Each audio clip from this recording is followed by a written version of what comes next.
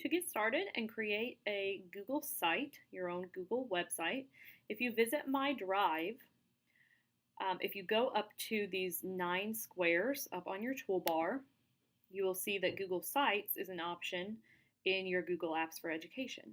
So by clicking Sites, it will take you to the website. And here I have my website that I've created and then a website that's been shared with me and shared with everyone in the world, it says. So once you create a new site on Google Sites through our district, through your district account, it will be shown here for anyone to access. So by clicking the red Create button, it will give you the option to create your website. So you can create from a blank template or you can browse the gallery for more. I actually played around with a themed template from the gallery, and I found it much more difficult to use than just starting from scratch and making it very simple myself. So I would suggest, to get started, selecting a blank template, and then you could name your site. So I'm going to name it ECC Example Site. And then you can change the end of this. It automatically names it what your page is, but you can change that if you want to. I would suggest probably putting your name into the class title. And then you can click to select a theme, and you can select from any of these themes here. So this one's pretty bright and cheery. Schoolhouse is kind of fun. And then you have more options. So if you scroll down, you can put categories. So you could put education, kindergarten, whatever descriptors you want, and then write a site description.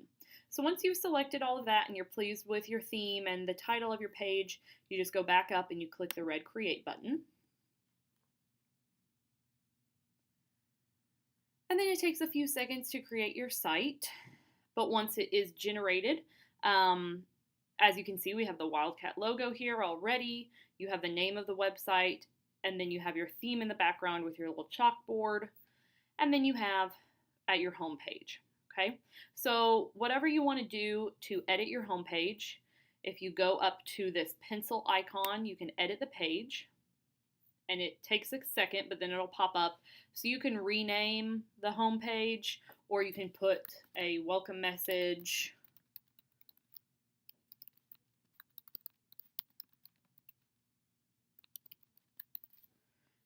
This might be a good place for you to put contact information for parents, including your free hour, your free time during the day, whenever they could visit with you on the phone or face-to-face, including all your contact information. And then whenever you're done with your edits, you can select Save. And then let's say you want to have an extra page on your website where you would show, what your kids are doing in class. So if we click up here to create a new page, you would name your page. So we might name it Student Work. You have the option of changing if it's going to be a web page, if it'll be a page for announcements, a file cabinet, list, and a start page. And the cool thing about Google is that if you click Learn More, whenever it has that option, it will explain to you. So like, for example, a file cabinet page is a page specifically for uploading files.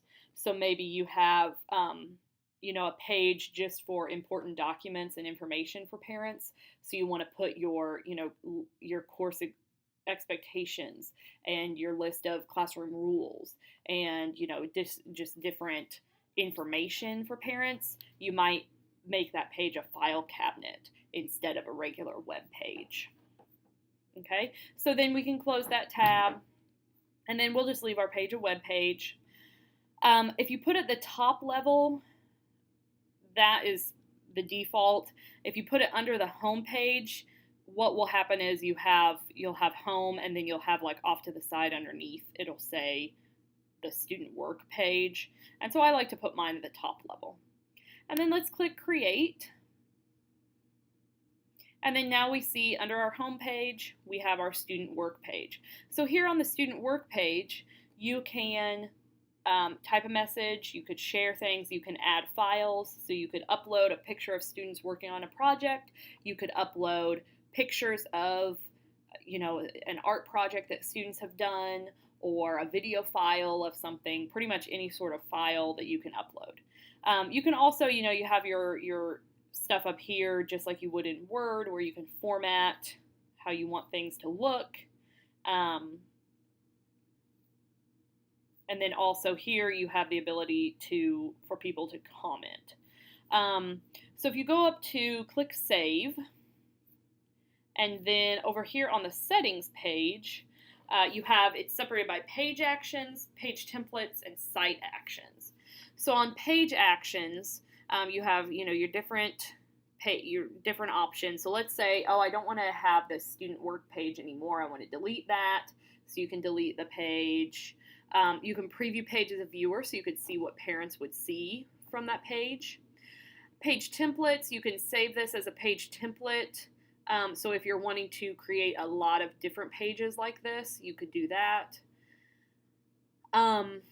Site actions, an important one would be manage site, and it will take you to this page. And on the left-hand margin, you have all of these options. So let's say, I created the theme with the little chalkboard and the cute little bumblebee, but it doesn't even show the bumblebee. So I think I want to go back and I want to change my themes, or I want to change the default text font on my homepage, or whatever you want to change. You can do all of that cosmetic aesthetic stuff by going to manage site and then themes, colors, and fonts there.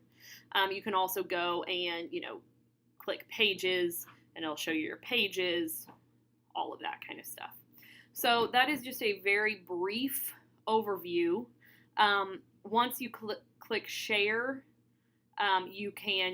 it'll give you the option of who you want to share with. So you would want to, if you're having, if you want it to be for any parent to access, you would want to make that public on the web, okay? So that is just a very brief overview of how to create a Google site. So if this is something that you want to get started on and really, make really cool and do a lot of stuff with, you can go through this much and then let me know, and I will come over and we can sit down one-on-one and I can show you how to do a lot more in-depth, cool stuff on your website.